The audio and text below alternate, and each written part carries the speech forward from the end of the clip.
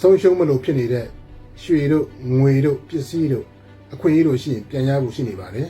ပြက်မလို့ဖြစ်တဲ့အလုပ်များရှိရင်ထပ်ပြီးတော့အောင်မြင်ဖို့ရှိနေပါတယ်နှစ်ပေါင်းများစွာကွဲကွာခဲ့တဲ့တန်ငယ်ချင်းတွေဆွေမျိုးတွေမိတ်ဆွေတွေပြန်ဆုံဖို့ရှိနေပါတယ်လက်ရှိအခြေအနေတဲ့ကောင်းတဲ့ပို့ပြီးတော့အောင်မြင်မဲ့တိုးတက်မဲ့စိတ်ကူးအကြံကောင်းဉာဏ်ကောင်းများလည်းပေါ်ထွက်လာဖို့ရှိနေပါတယ်တိတ်ကောင်းပါတယ်နော်စီးပွားရေးအလုပ်ကိုင်နဲ့ပတ်သက်လို့စကားပြောအငင်းခုန်တွေဖြစ်တတ်ပါတယ်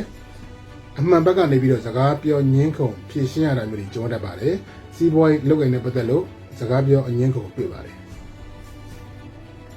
အဲ့တော့အခြေအနေနဲ့ပတ်သက်လို့ကတော့တဲ့အစင်မပြေတဲ့သူများပြန်ပြီးတော့အစင်ပြေဖို့ရှိနေပါတယ်ပြည်ပြီးသားသူများကတော့ပြည်တဲ့ပြည်ပါလိမ့်မယ်အဲ့တော့အခြေအနေနဲ့ပတ်သက်လို့ကတော့ပန်းနုရောင်တွေလွှမ်းနေတဲ့ကာလဖြစ်ပါတယ်အခြေရဲ့ချိုမြိန်နဲ့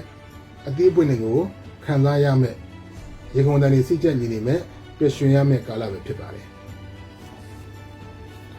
အိမ်တော်ရေးနဲ့ပတ်သက်လို့ကတော့အိမ်တော်ဘက်ရဲ့အကူအညီကောင်းအကြံကောင်းဉာဏ်ကောင်းများရဖို့ရှိနေပါတယ်အိမ်တော်ဘက်ကိုအကြောင်းပြုပြီးတော့စိတ်ချမ်းသာပျော်ရွှင်ဖို့ရှိနေပါတယ်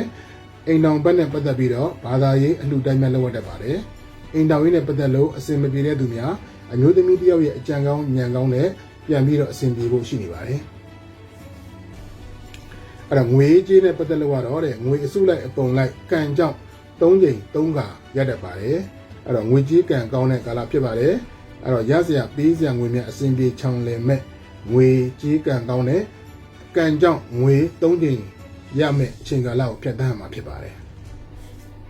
ပညာရေးကတော့မိမိရည်မှန်းထားတဲ့လောက်ပဲအောင်မြင်ပါလိမ့်မယ်လူကလည်းပို့ပြီးတော့ကြိုးစားပါကျမ်းမာရေးနဲ့ပတ်သက်လို့ကတော့စိုးစိုးဝါးမတွေ့ရပါဘူးအကျိုးပေးတဲ့ထိကနေကတော့8ကဲ1ကဲ9ရဲပဲဖြစ်ပါတယ်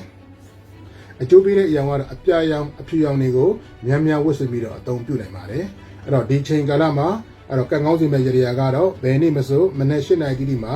ပန်းအဝါ9ပွင့်အိမ်ပြားမှာလှူပြီးတော့ဆူတောင်းခြင်းအပြင်ကံအညံ့ခိုက်တွေကြေပြောက်ပြီးတော့ကံတွေကောင်းစေပါလိမ့်မယ်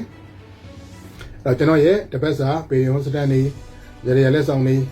ရရာပေရင်ဘုဒ္ဓတာတွေမပြတ်ကြည့်လို့ရအောင်ဒီဘေးနားမှာရှိတဲ့အပေါင်းလေးကိုနှိပ်ထားပါကဲတနင်္လာသားသမီးတွေအားလုံးအောင်စေပိုင်စေနိုင်စေခိုင်စေဗျာ